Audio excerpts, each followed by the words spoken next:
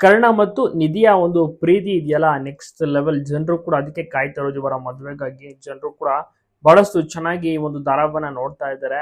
ಭವ್ಯ ಅವರು ತುಂಬಾ ಚೆನ್ನಾಗಿ ನಿಧಿ ಪಾತ್ರವನ್ನ ಮಾಡ್ತಾ ಇದ್ದಾರೆ. ನಿತ್ಯ ಪಾತ್ರವನ್ನ ನಮೃತ ಅವ್ರು ನಿಭಾಯಿಸ್ತಾ ಇದ್ದಾರೆ. ಇನ್ನ ಅದ್ಭುತವಾದಂತಹ ಪಾತ್ರ ಅದುವೇ ಕರ್ಣನ ಪಾತ್ರ ಕಿರಣ್ ರಾಜ್ ನಡೆಸ್ತಾ ಇರುವಂತದ್ದು. ನಿಧಿ ಮತ್ತೆ ಕರ್ಣನ ಒಂದು ಪ್ರೀತಿ ನಿತ್ಯಗೆ ಗೊತ್ತಾದ್ರೆ ಎಷ್ಟರ ಮಟ್ಟಿಗೆ ಟ್ವಿಸ್ಟ್ ಬರ್ಬೋದು ಅಂತ ಜನರು ಕೂಡ ವೈಟ್ ಮಾಡ್ತಾ ಇದ್ದಾರೆ.